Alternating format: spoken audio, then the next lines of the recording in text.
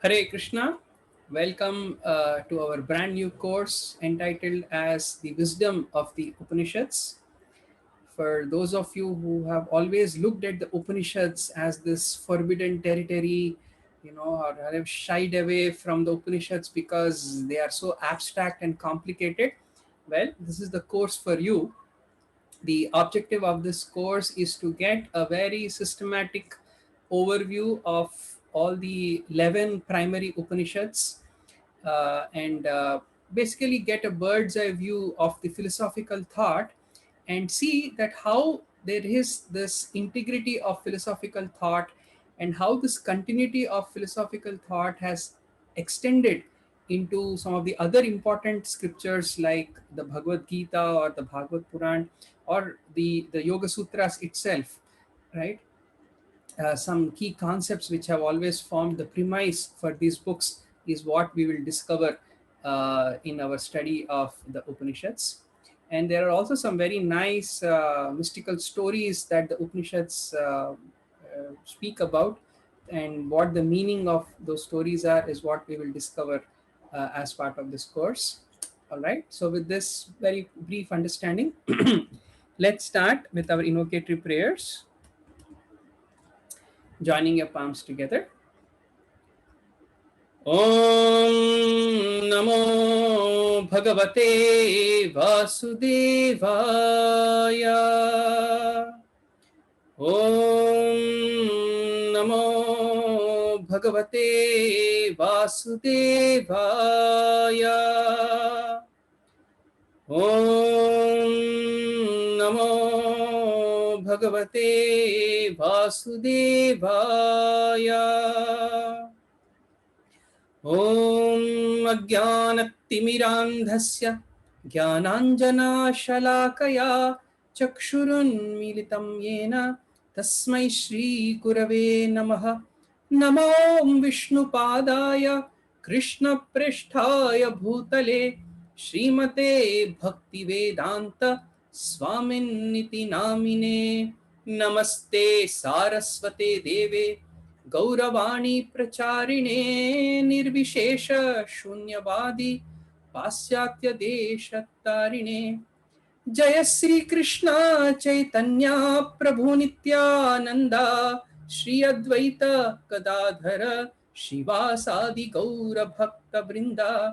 Hare Krishna Krishna Krishna Hare Hare, Hare Ram Ram Ram Hare Hare.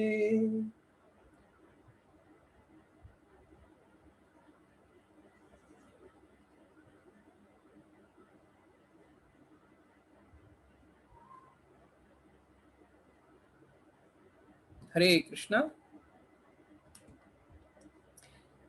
So welcome to this new course, and in this particular session we are going to get some background into the Upanishads, understand something about their introduction, their history, the socio-cultural premise which has been there, and some perhaps some confusions and doubts that might come up in our study of the Upanishads.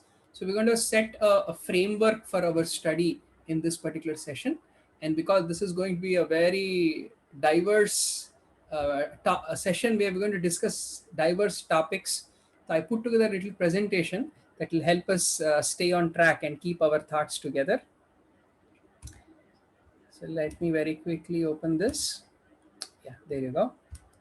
So this presentation is going to be our guide throughout this session today, right?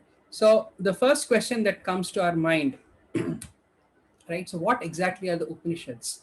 Are they all a bunch of books put together, right? Or are they all different chapters of this one big mammoth book, right?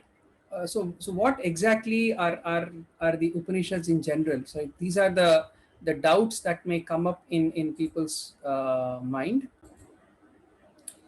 So this is exactly what the Upanishads are. They are actually an assortment of spiritual realizations. So they are not uh, to best understand what the Upanishads are, think of them to be like a bouquet of these transcendental flowers, right? Each flower is presenting to you, uh, one aspect, one very deep philosophical aspect, and that way this entire bouquet of flowers, they are covering the entire landscape of the realm of self realization. In fact, this bouquet is so beautiful that every seeker will find that there is this one special flower, this one special concept that very strongly resonates with their own understanding, right? And every sincere spiritual seeker, no matter which tradition they come from, no matter which stage of their spiritual uh, you know uh, awareness that they are in, they all have some kind of a philosophical understanding, right? And the beauty of the Upanishads is that these texts, they offer such wide assorted collection of spiritual realizations that every reader will feel, ah yes, this is what that I always believed in. Let me further explore more, right? What more that the Upanishads offer, right? So that way, not only will it reaffirm one's own sincere perspective, but gradually it will inspire the reader to go deeper and help us reveal the full picture, right? So in that way, we can see it is like a kind of a transcendental jigsaw puzzle, right? When you look at a jigsaw puzzle, each piece will look so beautiful in itself. Perhaps whatever that pattern which is there, or the drawing which is there on it, right? One will be amazed to look at individual puzzle, and look at the level of intricate details that which are there in that piece of puzzle, right? But yet, when you look at that piece of puzzle, you are, as much as you're impressed by that one piece, you don't want to stop there. You want to continue exploring further and put the other pieces together and get the final image, right? And that is how the jigsaw puzzle of the Upanishads take you to this long journey, while it fully satiates you with whatever that one book offers you, like whatever is there, right? And at the same time, it increases your fire of hunger for what is not there as well. And that is how, from one jigsaw puzzle, you are able to put together the next one. And once you put the next one, you are tempted to pick up the next one and put the third one together. And that's how you will not stop until the big picture emerges. And therefore, the Upanishads, each book in itself is not a complete presentation, but it gives you enough to reveal a lot, but it also hooks you on wanting more, and paving the path for learning more, right? And this is how actually the ultimate subject matter of the Upanishads is the nature of the absolute truth, right? Understanding the absolute truth. And this is how the very nature of the absolute truth is, that it has so many dimensions, each one is full in itself, and yet it leaves you wanting for more, right? And one of the names of the absolute truth is Ananta. Ananta means something that is unending, or something that is limitless, right? So the Upanishads in themselves are also like that. They are trying to reveal to you different facets of the limitless absolute truth. So therefore, it is not the Upanishads fault that they don't cover everything in one book, right? Because how much can you describe of the infinite, right? Only as much as the words will allow us, or only as much as our thoughts can dive deep into, right? But still, the 11 Upanishads that we are going to talk about are going to be a very important collection of texts that are going to reveal to us a substantial aspect of the absolute truth, right? And that brings us about to the position of the Upanishads within the broader context of the Vedic texts, right? So we understand that the Vedas, the four primary Vedas, Rig, Yajur, Sama, and Atharva in themselves are there, right? However, the among those Vedic texts, there is a section of those Vedic texts called as the Aranyakas,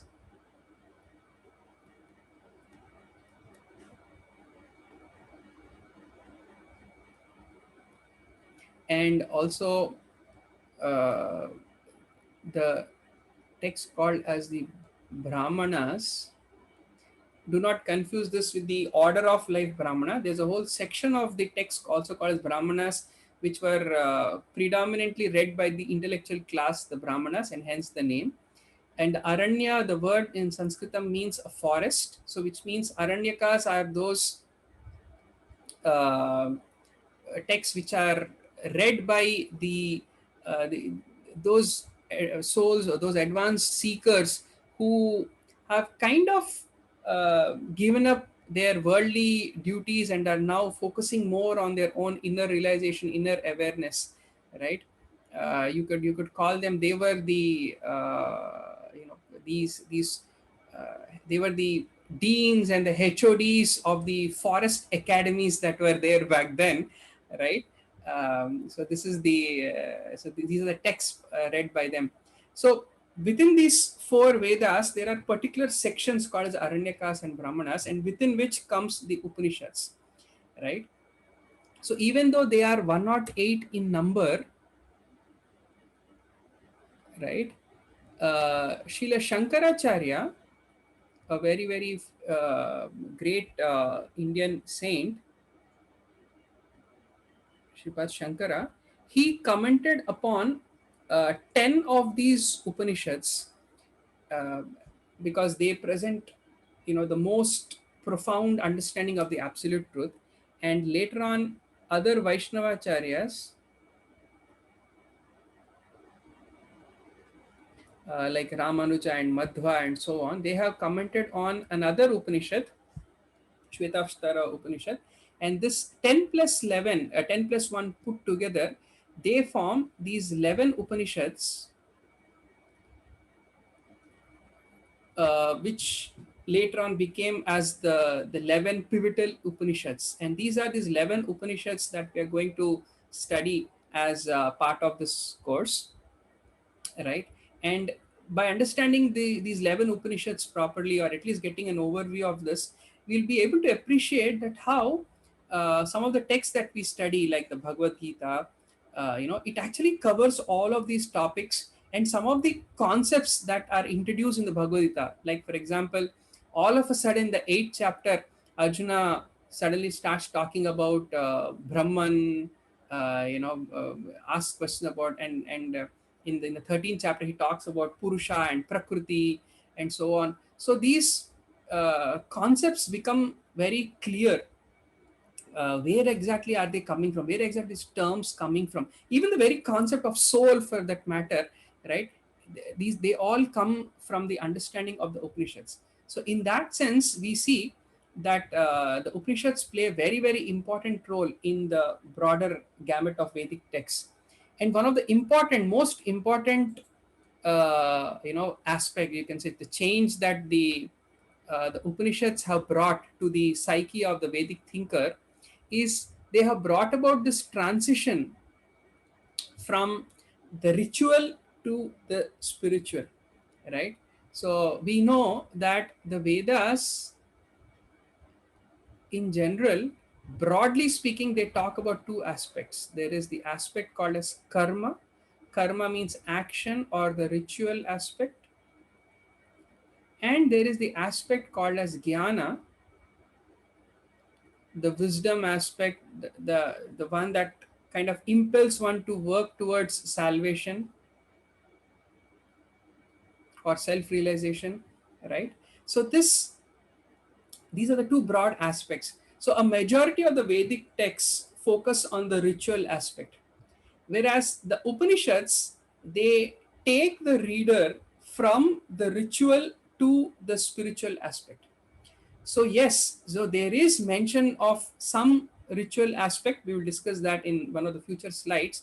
However, the focus behind mentioning of all the ritual aspects is to present what is the philosophy behind it, what is the purpose behind it, why are we doing this, why are we doing what we are doing, right? And connecting these rituals to the divine, to the absolute truth. So this is the very unique contribution that the Upanishads bring about. Therefore, the study of the Upanishads have mainly been restricted to the more self-realized, more to the advanced seekers in the Vedic thought, and hence we see that they are not as and they can also be philosophically very terse, because Upanishads, they don't beat around the bush when it comes to their presentation. Sometimes they are just collection of texts. Usually, like I said, in some of our previous courses, if you remember, the Upanishads are like conversations between two advanced souls, or usually a father and a son, or a guru and a disciple, right? So which means it actually takes us straight in the middle of a conversation. Imagine there's a whole discourse going on, a class going on, and suddenly in the middle of the class the student raises his hand and says, Guru, what does this Brahman mean? And then he answers that question. So we don't know what exactly happened in the background, but it is presumed that we went through certain level of understanding and study before we came to the Upanishads. So the Upanishads, they don't bother to many times give some premise, some background to the discussion, and that's where things can get little challenging. So we're going to address these challenges also as part of our study in this course. So don't worry at this point if it is sounding too overwhelming, right? So the understanding is that the key point is that the Upanishads are taking us to this transition from the ritual to the spiritual aspect. And very importantly, the Upanishads, they also introduce us to some very, very common philosophical concepts which became key not only to the Vedic thought process, or what we understand today as the modern Hinduism, or traditionally known as the Sanatan Dharma. So not only does it become the foundation to the Vedic practices, but also some key concepts have been incorporated into Buddhism and Jainism and so on, right? So just to name a few, like for example, the very popular law of karma, right? There's some of the key concepts centered around karma, the very concept of bondage of soul, right? Which we call as avidya, right? Um, why should there be any impetus to overcome suffering? The very concept of endeavoring to, or the concept of freedom from suffering,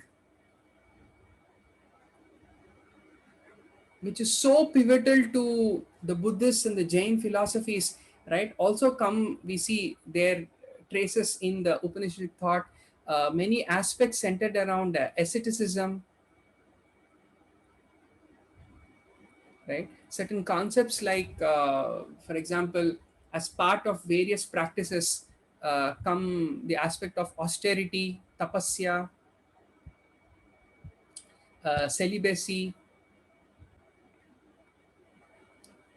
right? The concepts like importance of philosophical study, swadhyaya, right? Study of scriptures, systematic study of scriptures, right? Concepts of devotion, meditation, right, etc. So these are certain philosophical concepts which we take for granted when we read later on texts like the Bhagavad Gita, for example, right? But all these concepts have actually been explained in their nuts and bolts in the Upanishads. At least those concepts have been or the need to highlight those concepts actually comes from the Upanishads, and some of these have been given some very clear cut definitions also in the Upanishads. So therefore, the study of Upanishads actually becomes a very important concept, a very important activity for us. All right. So next, let's move ahead.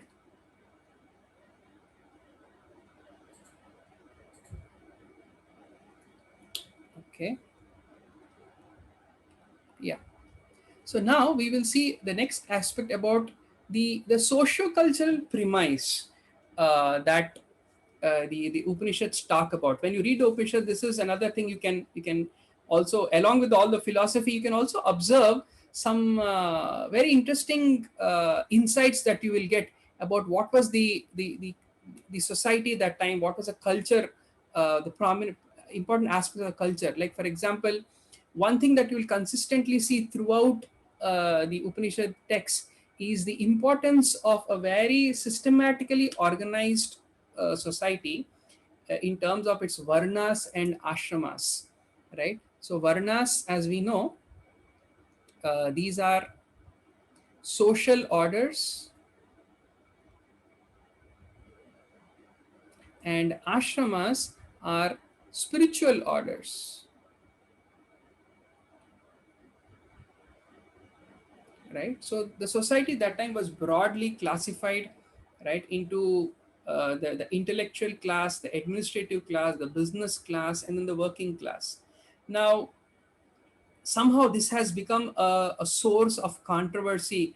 In fact, if you read many of the modern commentators on the Upanishads, when it comes to this aspect, whenever the mention of this kind of a social order is mentioned, it has always been projected in a very bad light, because of perhaps a limited understanding of the way the social orders and also the spiritual orders used to function. Now, the idea behind this kind of a systematic social order was to was to respect and value the the evolution of every individual soul in their own spiritual journey, right? So the idea was, each and every one of us living in this world, we have spent multiple lifetimes, and in each lifetimes, each and every one of us, we went through our own learnings of the right and the wrong, right, of both.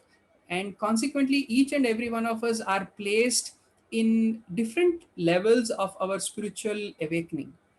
So it would be absolutely unfair to have a one size fits all kind of a spiritual practice, right?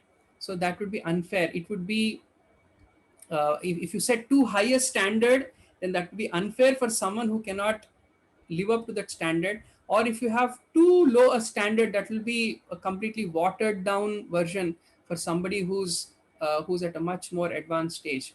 So the idea was that the society would be organized based on one's qualification and based on one's own psychophysical disposition. And that has been the basis of this. And why? So that everyone together works together for one's mutual upliftment. This is a very important aspect, right?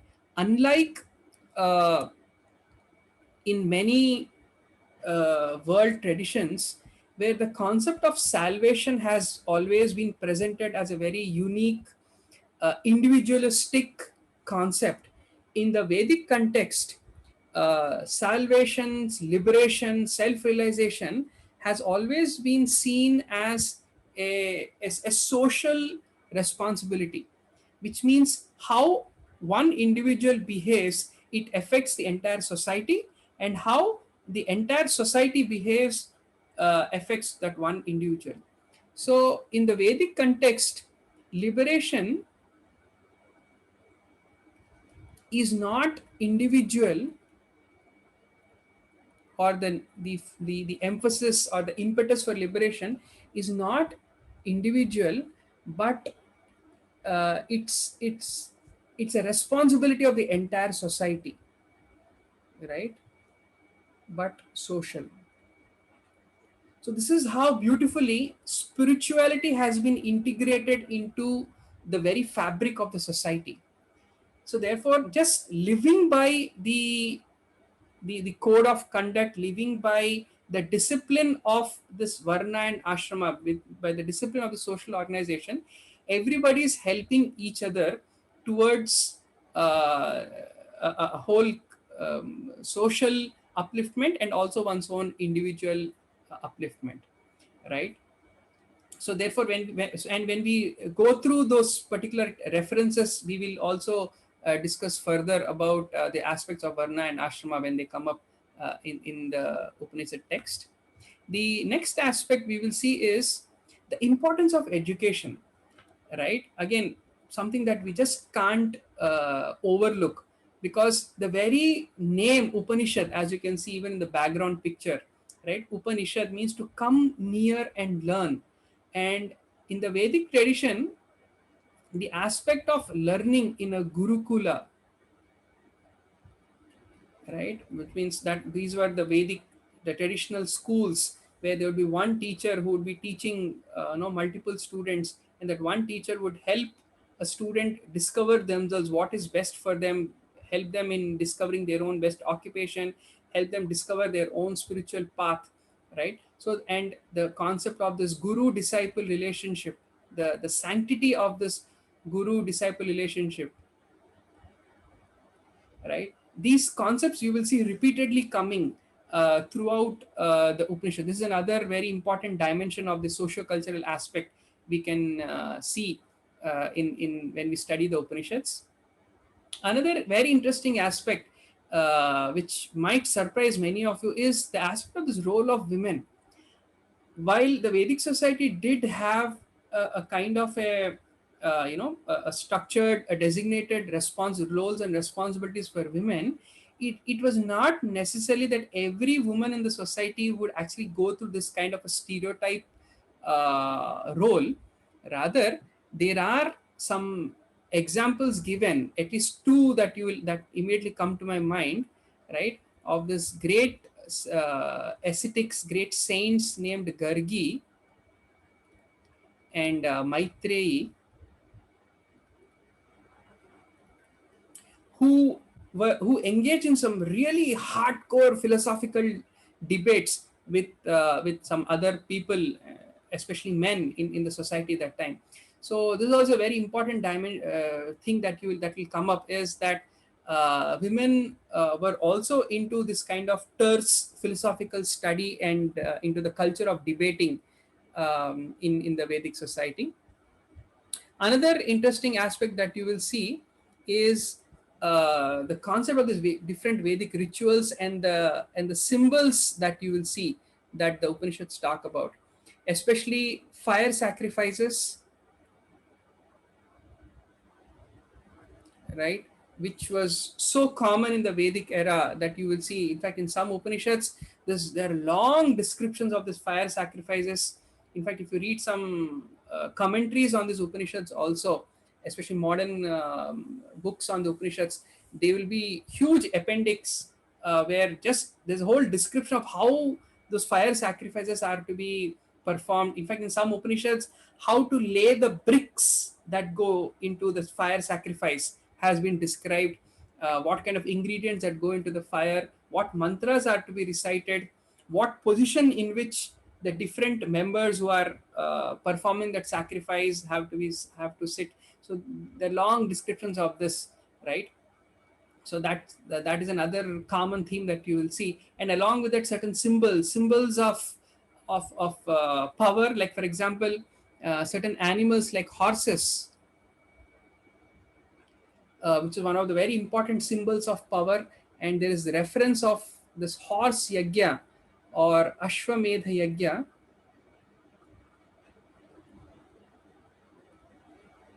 right, which was especially performed by the rulers of that time to express their sovereignty. How if somebody is this unrivaled emperor, so they would actually perform this Ashwamedha yagyas. So this description of this also that you will see, reference to this also that you will see in many of the Upanishad texts, right? Another very interesting thing that you will see is that how it was a very nature centric lifestyle that the people had. Even though there are description of these big massive cities and towns and these emperors building these massive cities, but yet majority of the population would live in a more rustic, rural kind of a setup, more nature centric lifestyle, and more importantly, uh, a lifestyle which is centered around cultivation of cows, protection of cows, farming. You'll also hear references of the art and craft that was used that time, a reference of many musical instruments, the bows and arrows. In fact, there are many analogies that you will see in the Upanishads. We're going to see one at the end of this today's class also, a very special verse from the Upanishads, which talk about bows and arrows. Especially when it comes to agriculture, was very important in the Vedic society that time. In fact, in one of the Upanishads, you will see food is described. In fact, food is equated to divine, right? So you'll see the emphasis on cows, farming, especially rice. This art and craft also was so prominent that time in the Vedic tradition, right? So we will see references to this in our study of the Upanishads. Next aspect we will see is the historicity and authorship, and this is where things get little complicated, because this is a topic which can sometimes be very confusing and also controversial. Again, in my interaction with students across different cultural backgrounds and nationalities, right, this is a question that always comes up, because we always like to know the exact dates of what the books that we are reading, when were they authored, who authored those books, etc., right? And especially if you read some of the modern commentators on the Upanishads, right? They like to associate certain eras. Like, for example, they say that this particular Upanishad has been published or has been authored in, for example, third century BCE, and some of them are more modern and so on. But at the same time, the Upanishads themselves mention that how this is an eternal knowledge, right? So this can always be a very confusing topic. Of course, some of you who have done some of our previous courses, we know this concept from a different perspective, that how the Vedas in themselves, they mean knowledge, right? And knowledge in itself has no uh, point of beginning, right? So in that sense, this wisdom which the Upanishads present, the Vedas present, has always been embedded in this creation, right? And different sages have accessed this wisdom, and they have presented it to us at different phases of time, so that some of you who have done our previous courses, you know this. But I would like to present little more deeper insight into this topic, because many times I see this becomes a big stumbling block, um, because many times our faith in the scriptures, our faith in the Upanishads, may be centered around this point, this topic of historicity and authorship. So to understand this, I'm going to present two perspectives. The first perspective, right, is the concept we need to understand is that how the Vedic thought talks about cyclical time and not linear time, right? So to understand this, let us first ask ourselves this question: why the question of historicity and authorship is so important for us in our study of scriptures? Why can't we just get over it without, why do we have to make such a big issue out of this question? It comes because deep down somewhere in our worldview, we have been superimposed with this concept, especially which comes from many modern thought processes. And much of the modern philosophy is centered around the Abrahamic traditions, where the concept is that of a linear time, where there is a creation, time goes in a linear fashion, and there is this end time where everything is going to annihilate itself, right? So we are talking about this kind of a linear time, but the Vedic thought, it presents what is called as a cyclical time, where the creation is going through cycles of creation, maintenance, destruction, again creation, maintenance, destruction, and it goes through infinite cycles. And when you understand this difference, and at least when we incorporate this worldview of cyclical time, this concept of historicity and authorship is no more an issue for us, right? So what exactly do we mean by the cyclical time? Does it mean that, the year 2020 is going to come back again? Does it mean that whatever, we went through this really tough phase of this global pandemic, is it going to happen again at a different phase of cycle of time? What exactly does it mean, the concept of cyclical time? So to understand that, it is not that it's like when many people, when they think of cyclical time zone, they think that, oh, just like a movie, I saw the entire movie and then I rewind it back, play the movie again from the beginning, right? So is it that the events, they just repeat themselves, right? So what exactly happens? So to understand this, we need to understand that the concept of time, the way the Vedic scriptures explain, is that actually we are not moving through time, we are not moving through time, but time is moving through us. In fact, what we call as aging is nothing but time passing through us. So time is this intangible cosmic energy which is driving this whole world, right? So we are not exactly living through time, but actually time is living through us. So what that means is that when you talk about a cyclical sequence of events, right, it is not that we don't relive the past, right? It is not that we go back and we kind of go through the whole cycle of the same sequence of events. That's not what exactly that means by cyclical time. But what it means is that the past, it relives through us, right? This is a very important concept that we need to understand. That, see, when people say history repeats itself, right? So what does it mean? It does not mean that the same sequence of events happen as it is, but rather a particular event, a particular situation which happened with a different set of people in the past happens again with a new set of people in the present, and will again repeat possibly with another set of people in the future, right? So which means these famines, pandemics, economic collapses, political crises, right, they have always happened in the past. They will relive themselves by in our own lives in the present, and it will repeat again in the future. So the understanding is that history is only as much useful as long as we learn from it and we are prepared to deal with the future, right? Let me write this down. History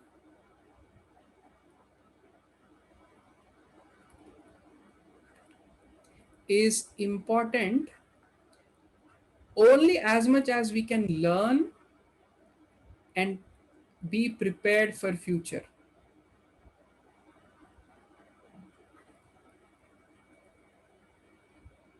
So in that context we see that, so therefore in the Vedic tradition, in the Upanishadic tradition, they don't bother to mention about when this particular event happened, when this conversation happened, who with whom did this conversation happen, who authored that particular book, because they know that the same set of moral, philosophical, political, social dilemmas are going to repeat themselves, just the characters are going to change. So they don't want to in that sense, that is how they make the scripture, they extend the context of the scripture to all phases of time. So whether it be past, present, or future, the kind of situations, the kind of dilemma that the people went through, right, it is relatable to people of all time phases. So therefore you'll never see any kind of mention of the authorship or the times frames, etc., right? But does it, then that poses a second dilemma if you accept this concept that history is only important just to learn. So therefore all the Vedic scriptures, forget about whether they took place or not. All that is important is just, you need to learn from it, right? That is also not the complete understanding, right? Because uh, we need to understand that, yes, while I understand in terms of cyclical time, I understand that these I need to learn from history, but at the same time I should not undermine these historical events as just mere stories or possible allegories or something like that. But we need to also understand that these historical events actually took place, right? So these are not just indicative, right, but they are actually definitive and they are true. So why is this important? Because many times when you use the word faith, I have faith in scriptures, I will read a particular text, I will read this particular Upanishads because I have faith in them, and my faith is based only on the historical accuracy, right? So this is the paradigm that we need to question and realign in our thought process if you want to make any progress in our study of Upanishads, right? Because the word faith in Sanskritam, it is called as Shraddha, right? Which is actually a combination of two words, Shrat and Dha, right? The word Dha means to hold something. Dharayate, right? Dharani, earth is called that which holds, they put Dharani, one of the names, right? So dhatu means to hold. And Shrat, it's a modification of the word Sat. We all know what Sat means, eternal, that which is eternal, and that which is eternal is also the truth, right? So the truth never changes. So literally the word Shraddha, the very loose translation is faith, because faith is just a kind of a belief. Okay, I believe in something, I don't believe in something else. So your beliefs can change. But the word Shraddha that we are referring to, the Sanskritam term, is this is something that will help us hold or align our mind to truth or reality, right? So the word Shraddha is something that helps align our mind to truth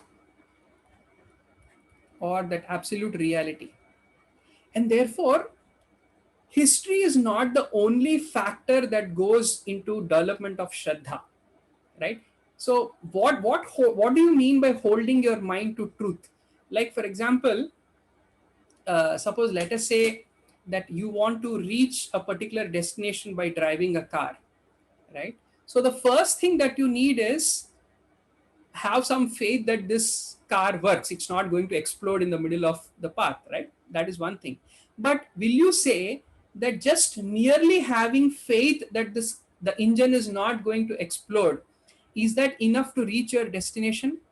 Along with the faith in that engine, perhaps you'll also need to know how to drive a car. Perhaps you'll also need to know what the traffic rules are. You'll also need to know what is the best path, that the which is the best route, if you want to bypass the traffic and reach your destination the proper way.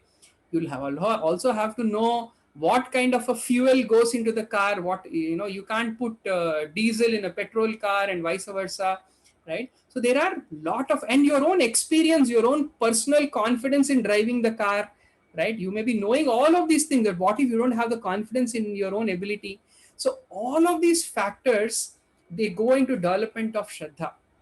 So likewise, when we say that historicity, many times we overemphasize that because of certain imposition that we got from the Abrahamic worldview. But in the Vedic tradition, many aspects go into development of Shraddha. So this Shraddha, right, so is actually a synthesis. It is formed by the synthesis of history, one's own personal experience, the culture that you are following, your own personal character, certain latent impressions that we may carry, or samskaras, your present state of consciousness, the gunas that you are in, modes of material nature, right? So all these factors, when put together, they form what is called as Shraddha, right? So when we overemphasize it only on history, then it becomes a mere belief or faith, right? But history is not the only thing that which is going to establish the authenticity of the Upanishads. It's also our own experience, our own philosophical understanding, the culture that we are following, the character that we have. So all of these go together. This synthesis of all these elements creates that Shraddha. So therefore my humble request is that do not just get caught up in this distraction of historicity and authorship. There are so many other things that go into, and especially the cultural aspects play a very important role, and your own personal practice, your own sadhana, which defines your experience. These are also very important in developing the shraddha towards Upanishads and the scriptures, right? So this is another very important aspect, a mood that we need to study this, the Upanishads, right? Next, we will see that how the Upanishads, they present diverse perspectives. So is it that, are they just talking about one topic? No, they are presenting diverse perspectives, right?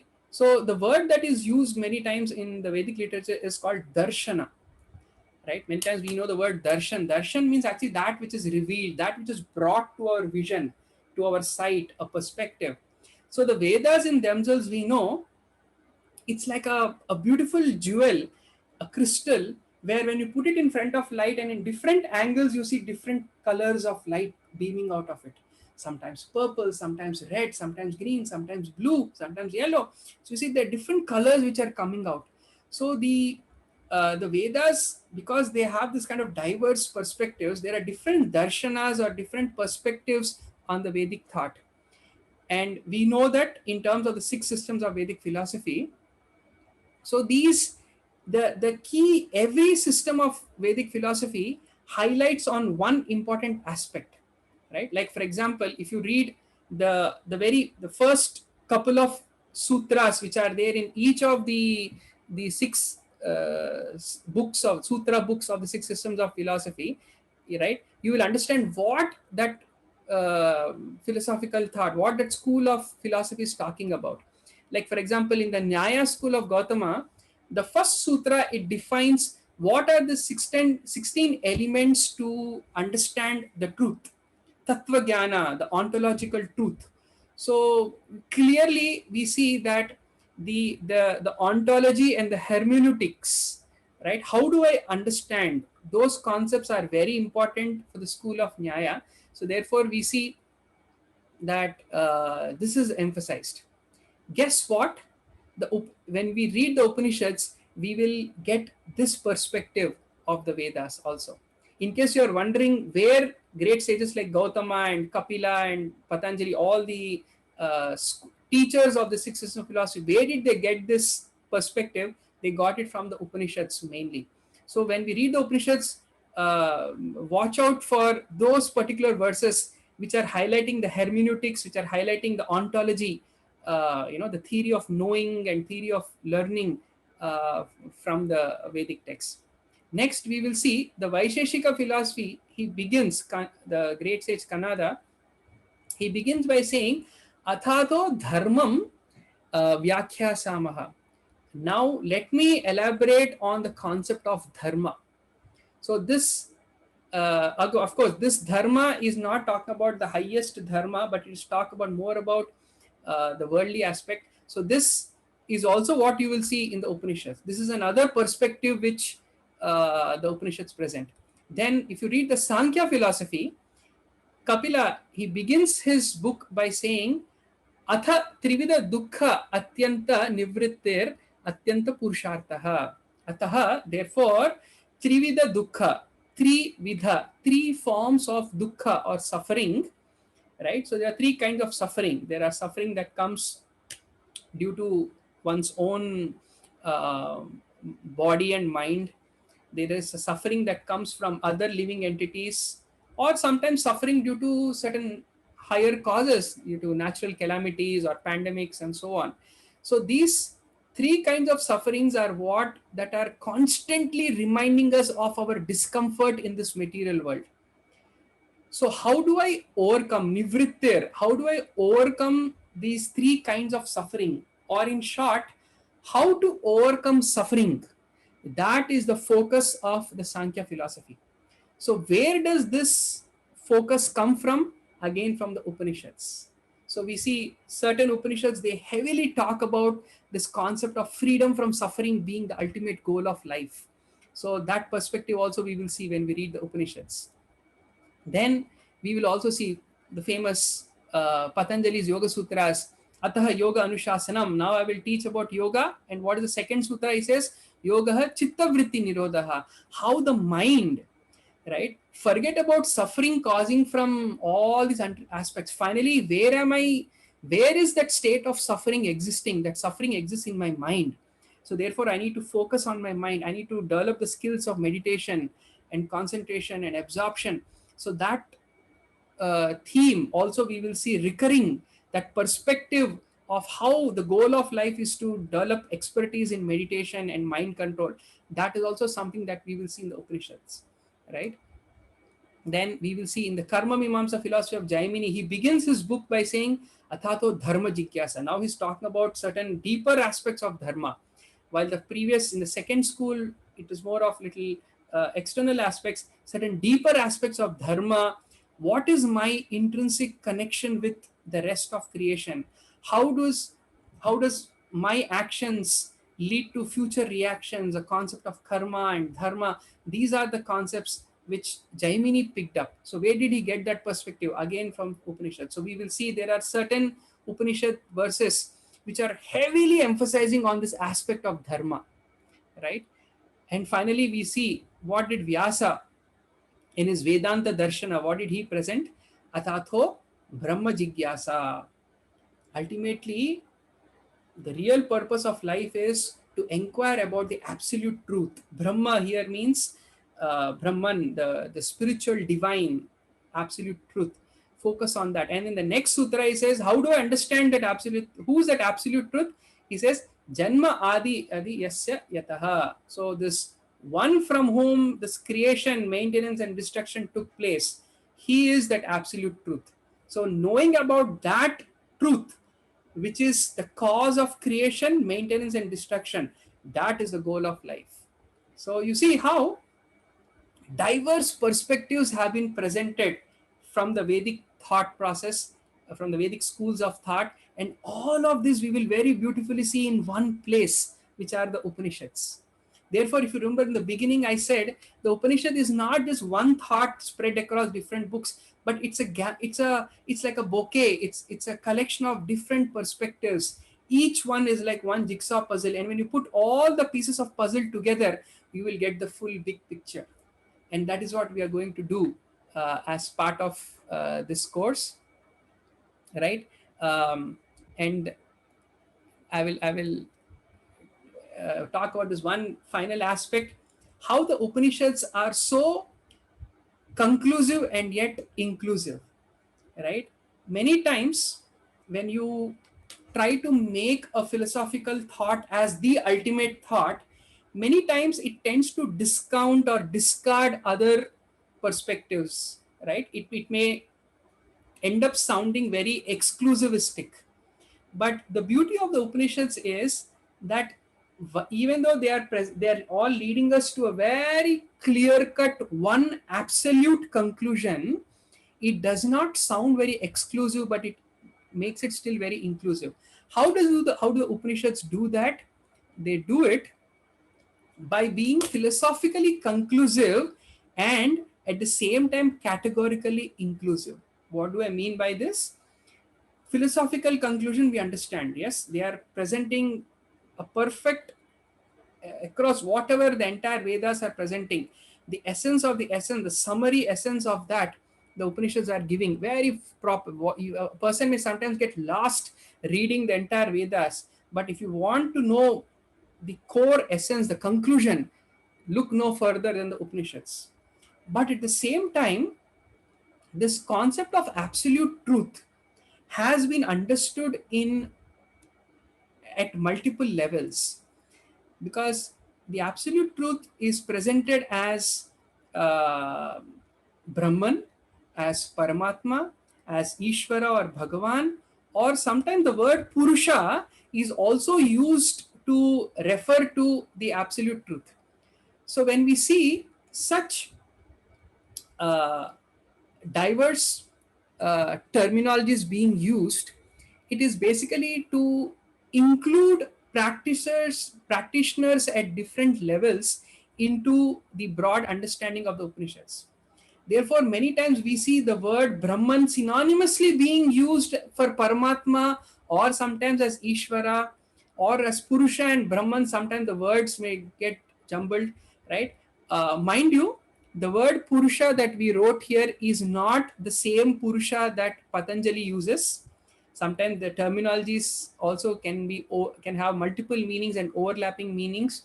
So here the word Purusha very specifically refers to that macrocosmic person, right? Let's write this down.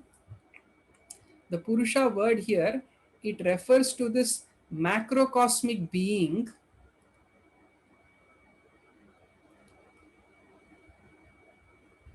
right, whose reflection are we, the microcosms. So imagine the entire universe to be some kind of a gigantic structure with its own head, eyes, hands, face, etc., etc. Like how we have different parts of our body. Imagine the entire universe to be having this kind of a form. That is what is referred to as a Purusha, right? So this macrocosmic being is, and at the same time, we also see the absolute truth being referred to in this very abstract, uh, formless, nameless, qualityless, spiritualized state, means a non-material state of Brahman, and at the same time as this localized aspect as Paramatma, and also as a divine being as Bhagavan or Ishvara. So you'll see all these terms being used synonymously. So therefore, you will see the though the conclusion is one, in terms of the categories of how the absolute truth is to be understood, you will see the Upanishads include all of them. So therefore, sometimes you will see certain Upanishads are so personal in terms of the presentation of the absolute truth, and certain Upanishads may sound little impersonal. So this, and therefore you will see, if you are a little familiar with the broader Vedic understanding, these two schools of thought of monoism and dualism have always been loggerheads with each other, because because of this categorical inclusiveness that the Upanishads have incorporated, right? So that should not be a source of confusion when we go through our discussion. Whenever this confusion comes, we'll point that out, right? And therefore many times the absolute truth is therefore never referred to in first person as he or she, but rather it is referred to in third person. And that's what makes the study of Upanishads sometimes a little bit confusing and dry or impersonal, right? Another important aspect which the Upanishads very strongly highlight about is the interconnection between us, which means our body, our body, mind, our consciousness all put together as one unit, us, nature around us, and the divine. So this very strong interconnection between us, nature, and divine plays a very important role in this. In fact, that is one of the important themes that you will see throughout the Upanishad texts, because while the karma aspect, the karma kanda aspect of the Upanishads talk about this grandiose phenomenal world, how there are different things that can be used for one's pleasure and one's enjoyment and one's sense of well-being and happiness. It talks about a lot about this phenomenal world. The Upanishads takes the reader one step deeper towards the profound inner world of human consciousness, right? So the Upanishads take us from the phenomenal world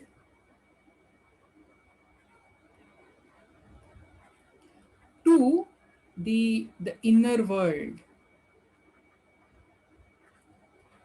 of human consciousness, human awareness, right? And not only does it just introduce us to this world, it also provides us with different tools to make this connection, right? Because the Upanishads, they are not just interested in telling you how to see, but they want you to see the process of seeing itself. And that is what makes the study of Upanishads so brilliant and so profound, right? That you're not just told, okay, here, this. It's not a see and tell kind of a educational experience, but it makes you question the process of seeing itself.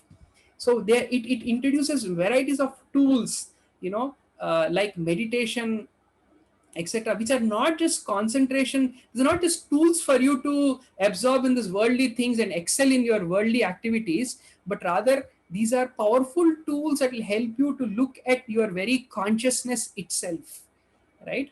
That is the beauty of this kind of a intricate understanding of taking not just the connection of body and nature, but rather how body, nature, and divine, all of this put together, they form this very intricate, interwoven connection. So you cannot miss that interconnected world that we are living in. And that is why you see, amidst all these multiplicities that we notice around us, what the Upanishads, they do so brilliantly, right? Quoting Huxley here, right? He uses this term of how this reduction of multiplicities to unities, right? How by discovering that despite all this multiple variety that I see around us, underlying all of this one common essence of reality, both within and without, trying to see that and see that connection with that commonality, right? That is what is where the Upanishads are taking the reader. Therefore, it is going to be a fascinating journey for all of us when we dive deep into it, right? As one very famous commentator says, that how there is no joy in the finite and there is only joy in the infinite. And that world of joy in the infinite is what the Upanishads are going to reveal to us, right?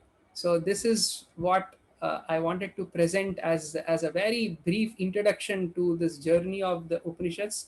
And I'm going to conclude by giving a little teaser, uh, what how the what kind of a seriousness, what kind of an impetus, what kind of a motivation a serious student of the Upanishads carries. So it's a very beautiful verse that talks about our ultimate destination through study of the Upanishads. So I'm going to present that particular verse.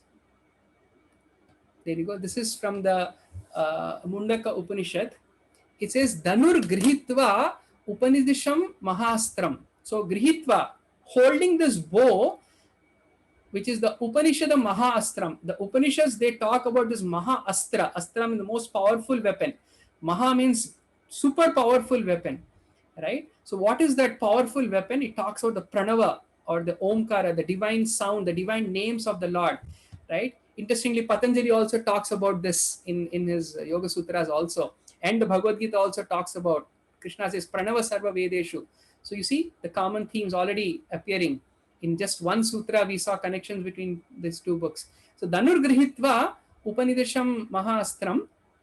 Then he says, Sharyam hi upashanishtam sandhahita ayayam tad bhagavatena chetasaha. Then what should you do by taking this on the bow of pranava? What is the arrow?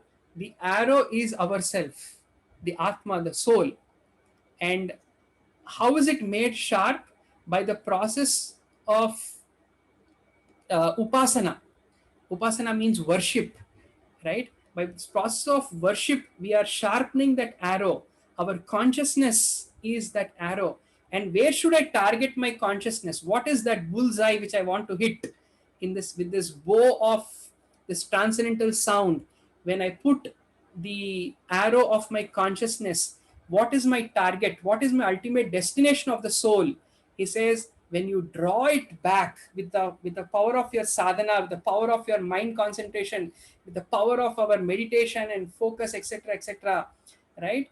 Bhagavatena chetasa lakshyam tat evaksharam saumya vidhi. Oh, gentle one, know your destination is what? When you release that, you will attain the Lord, right? So you will understand that absolute truth, right? Tadeva aksharam. That is that absolute truth is your destination. So this is the journey that we are going to go through. So our consciousness, we are going to sharpen it throughout this course, and we are going to pull back that bow of our own spiritual practice.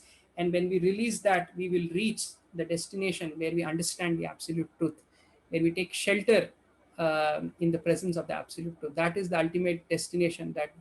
This is a very beautiful, very famous verse from the Mundaka Upanishad. So with this little teaser, I'm going to uh, leave all of you with this, right?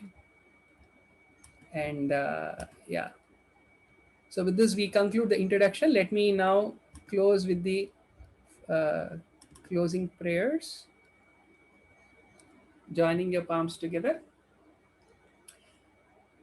Om Sahana Bhavatu Sahano Bhunattu Sahaviryam Karavavahai Tejasvinavadhitamastu Ma Vidvishavahai. Om Shanti Shanti Shanti. जय श्री कृष्ण चैतन्य प्रभु नित्यानंद श्री अद्वैत गदाधर श्रीवासादि गौर भक्त वृंद हरे कृष्णा कृष्णा कृष्णा हरे हरे हरे राम राम राम हरे हरे.